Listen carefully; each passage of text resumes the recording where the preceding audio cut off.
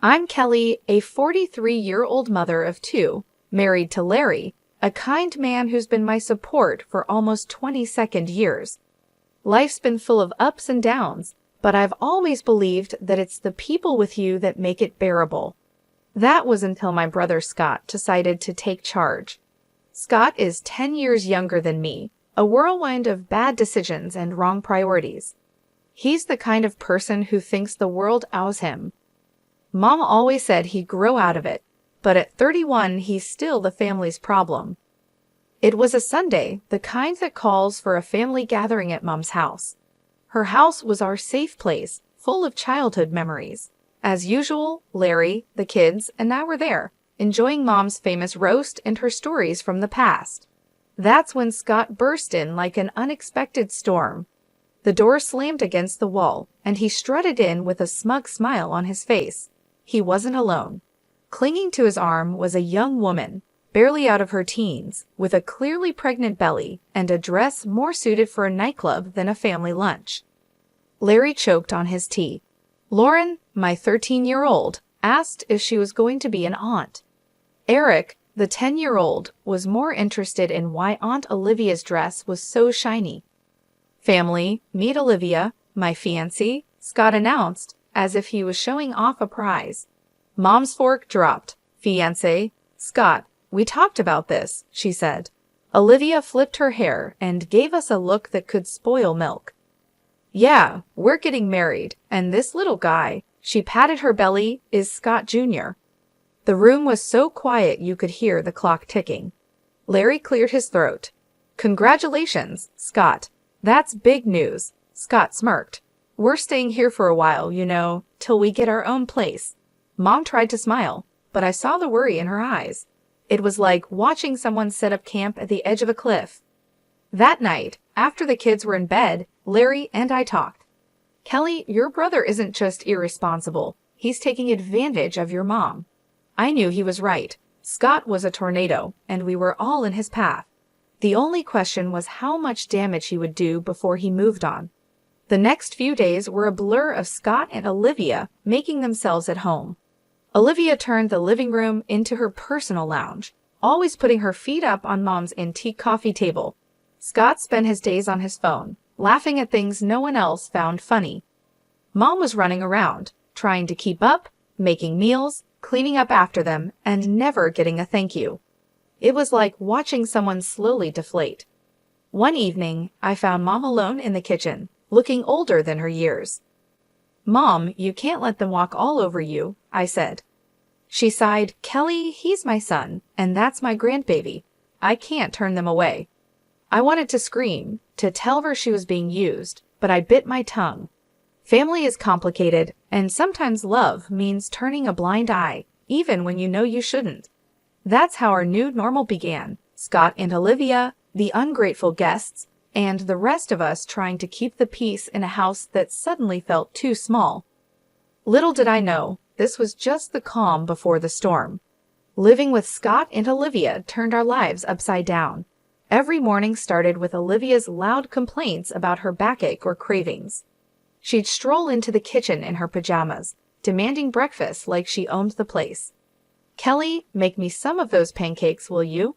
The baby's craving them, she'd say, without even a please. I'd grit my teeth, trying to keep my cool. Sure, Olivia, let me just get Lauren and Eric ready for school first. Scott was no help either. He'd be lounging on the couch, his feet up on the coffee table, glued to his laptop or gaming. Hey, when's breakfast? He'd yell, not even bothering to look up. Mom tried to play peacemaker. Kelly, they're just young. Remember how we were? I wasn't having it. Mom, we never acted like entitled brats, but she just waved me off, scurrying to wait on them hand and foot. Things got worse as Olivia's due date approached. She'd leave a trail of mess wherever she went, dishes piled up, laundry forgotten, and there she'd be, on the phone gossiping for hours. One day, I snapped. I found her in the living room, her feet once again on the coffee table, talking loudly to a friend. And then I told Scott, we need a new car, something safe for the baby, I marched in. Olivia, this isn't a hotel. You can't expect everyone to clean up after you. She rolled her eyes. Chill, Kelly, I'm pregnant, remember. Scott finally spoke up. Kelly, lay off her. Can't you see she's carrying my kid? I shot back. Being pregnant doesn't give you a free pass to be a slob, Scott. Mom came in, wringing her hands. Please, let's not fight. It's not good for the baby. I looked at Mom, her face drawn and tired. This isn't right, Mom. You're wearing yourself out for them. Mom wouldn't listen. Their family, Kelly. What can we do? The days dragged on. Scott and Olivia would disappear for hours, leaving Mom to clean up their mess.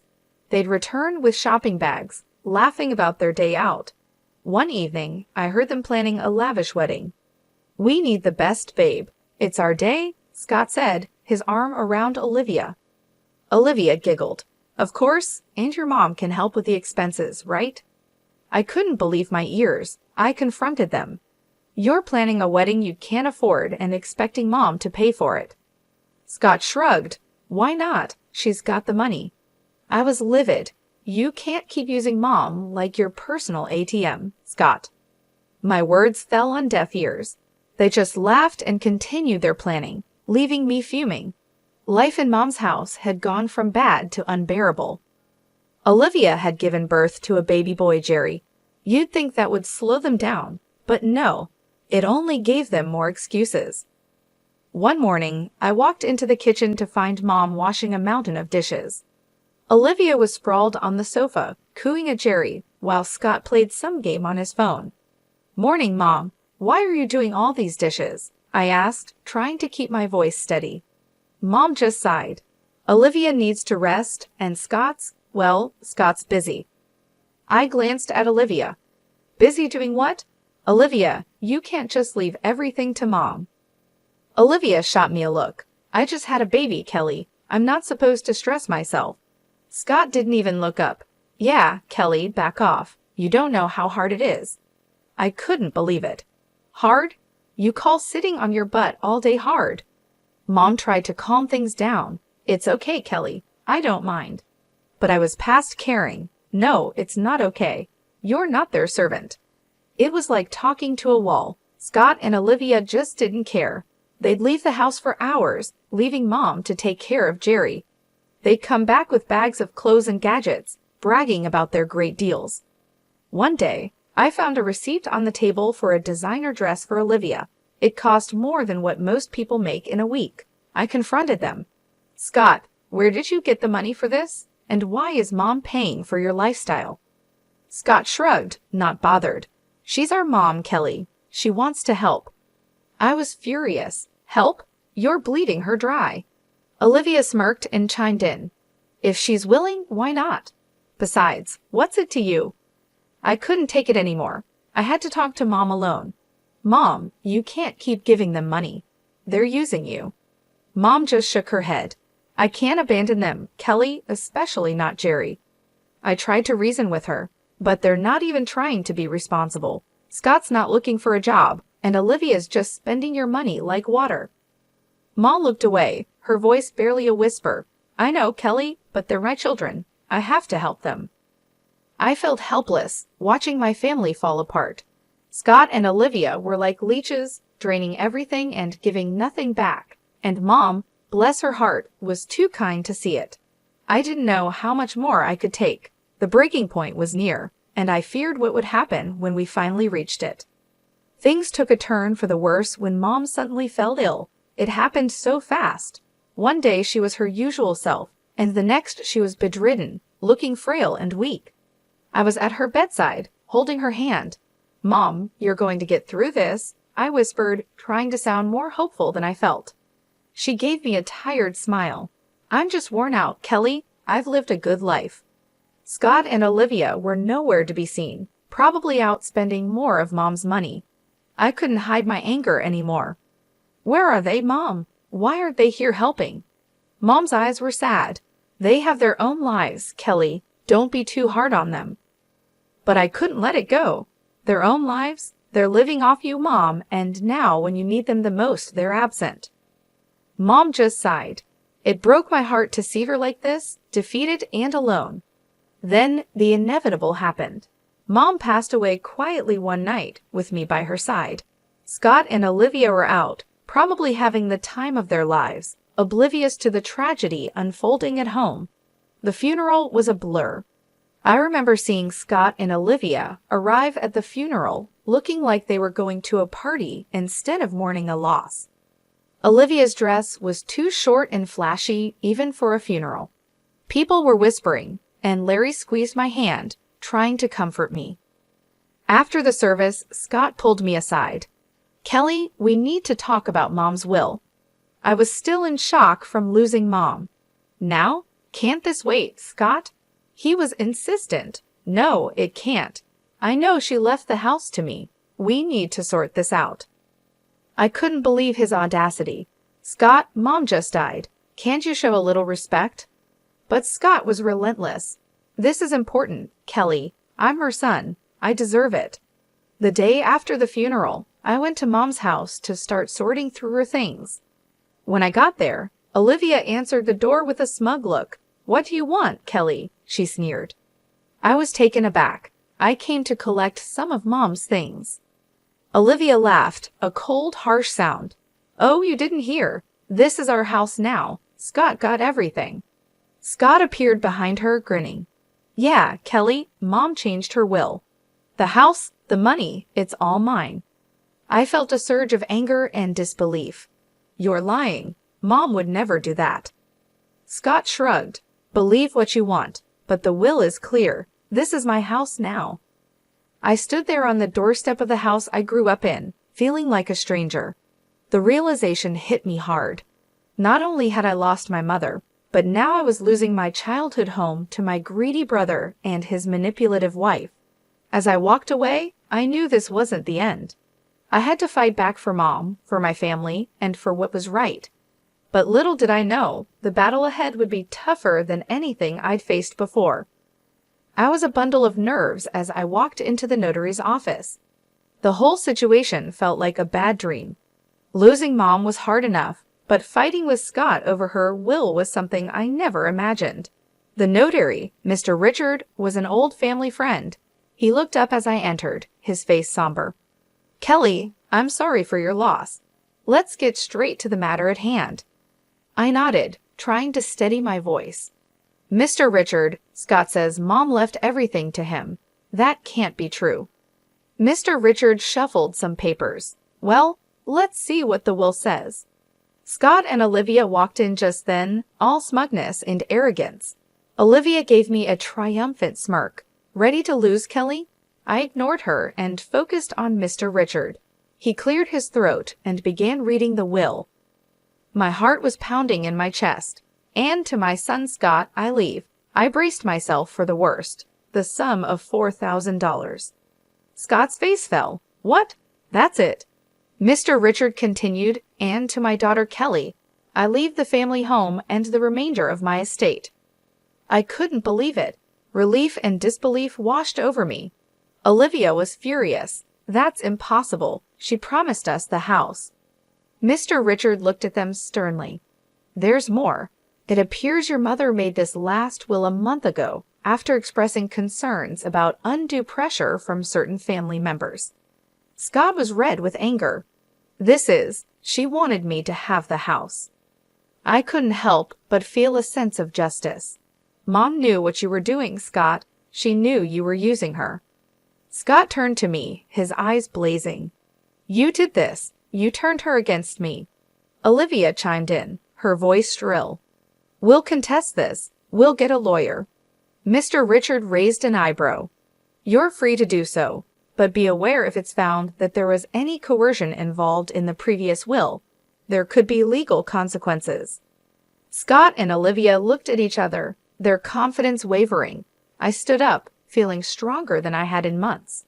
"Mom saw through your greed. She made sure her last wishes were respected." Scott stormed out, cursing under his breath, with Olivia trailing behind him. I stayed back, thanking Mr. Richard. As I left the office, I felt a mix of emotions. Sadness for losing Mom, relief that her last wishes were honored, and a lingering anger at Scott and Olivia's audacity. It was a regular afternoon when Scott stormed into the house, his face red with anger and disbelief. 200,000 for you, and just a measly 4 grand for me? How is that fair, Kelly? I was sorting through some of Mom's papers, but his outburst made me pause. Scott, that's what Mom decided. You know she always had her reasons. He slammed his hand on the table, making me jump. Reasons? What reasons could she possibly have to screw me over like this? I took a deep breath, trying to keep my cool. Maybe because you and Olivia have been bleeding her dry for years. Scott's face contorted with rage. That's not fair. We deserve that money. That's when I found it, tucked away in a drawer, a letter from Mom. Her handwriting was unmistakable. I pulled it out and started reading. Scott's eyes were fixed on me, a mix of curiosity and fear. What's that? It's from Mom. I said, my voice steady. She explains everything here. The letter laid it out clearly. Mom had originally set aside $200,000 each for Scott and me, but as Scott and Olivia kept asking for money, she started deducting from his share. I looked up at Scott, his face shocked. By the time she wrote her last will, you'd already taken $96,000, Scott. There was only $4,000 left. Scott staggered back as if he'd been hit. No, that can't be true. I felt a surge of anger. It's all yours, Scott. Every cent you and Olivia took came out of your inheritance. He looked lost, his eyes darting around the room. But I didn't know. That's the problem, Scott. You never knew or cared to know. I snapped, my patience wearing thin. He slumped into a chair, burying his face in his hands. What have I done, Kelly? I put the letter down, feeling a mix of pity and frustration. You only got yourself to blame, Scott. You chose this path. Scott left the house that day a broken man. I watched him go, feeling a sense of justice, but also a deep sadness. Our family was torn apart not just by grief, but by greed and ignorance. The house, once a battleground of family feuds, was now eerily quiet. Scott and Olivia had left, cutting off all contact with me. It was both a relief and a curse, leaving me to deal with the aftermath of their chaos. As I sat in the living room, staring at the walls that had witnessed so much, my friend Nancy called. Kelly, have you heard about Scott? I braced myself. No, what now? She hesitated. He's been spotted around town, looking for jobs. And Olivia? She's been seen with different men, flaunting around like she's single. My heart sank. And Jerry, their son. No sign of him, Kelly. It's like they've forgotten they have a child. I slammed my fist on the table, fury boiling inside me. They're irresponsible and selfish. They don't deserve a child. Nancy tried to calm me. Kelly, maybe there's something you can do. Her words sparked an idea. You're right. I'll fight for Jerry. He shouldn't suffer because of them. The next day, I met with a lawyer, a no-nonsense woman named Miss Michelle. I explained everything, my voice trembling with determination. So, you want to pursue custody of your nephew? Miss Michelle asked, her eyes sharp. I nodded firmly. Yes, he's in a toxic environment. I want to give him a better life. Miss Michelle leaned forward. It won't be easy, Kelly, but if you're ready to fight, I'm with you. I felt a surge of determination. I'm ready, whatever it takes. The legal battle that followed was tough.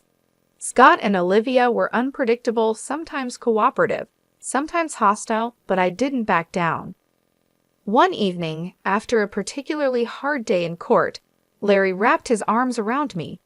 You're doing the right thing, Kelly. It's hard but right. I leaned into his embrace, exhausted but hopeful. I just want Jerry to be safe, to have a family that cares.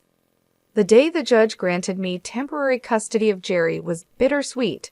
He was a sweet boy, confused and scared, but he slowly opened up to us. Lauren and Eric adored him, and he brought a new kind of joy into our home. Scott's reaction was a mix of anger and defeat. You've taken everything from me, Kelly. I faced him, my voice steady. I'm protecting Jerry, something you should have done. As Scott stormed off, I realized our relationship might never be repaired. But this wasn't about us. It was about a little boy who needed a stable home. Life with Jerry was a new adventure. There were challenges, of course, but also laughter and love. He was becoming a part of our family, and I was determined to make it permanent. Looking back, I knew I'd made the right decision.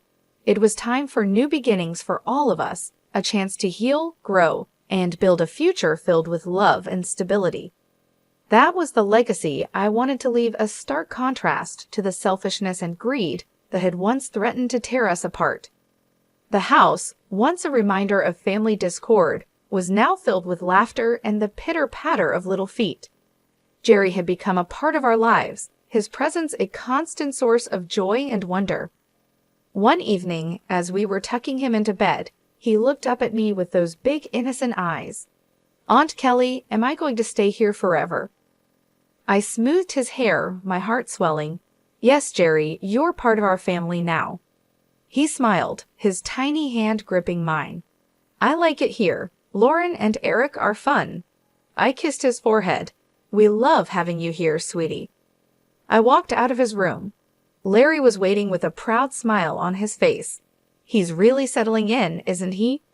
I nodded, feeling accomplished. "He is. We're giving him the life he deserves." The next day, I received a call from Miss Michelle. "Kelly, it's official. The court has granted you full custody of Jerry."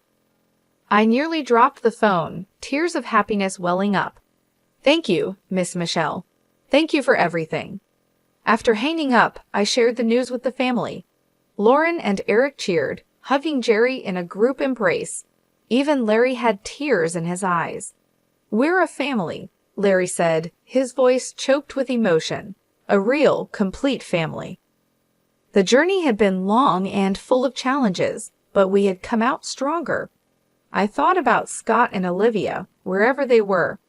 I hoped they would find their way, but my focus was now on the children, our family. In the months that followed, Jerry blossomed. He was no longer the timid boy we first met. He was confident, happy, and loved. One day, while we were all in the garden, Jerry came running up to me with a dandelion in his hand. "Look, Aunt Kelly, I made a wish." I crouched down to his level. "And what did you wish for?" He grinned, his eyes sparkling. "I wished we'd all be together forever." I hugged him tight. "That's the best wish, Jerry, and it's come true." As I looked around at my family, I felt a deep sense of peace. We had weathered the storm and emerged stronger. Our future was filled with hope, love, and the promise of new beginnings. This was our story, a testament to the strength of family and the power of love. It was a future of hope, and we were ready to embrace it with open arms.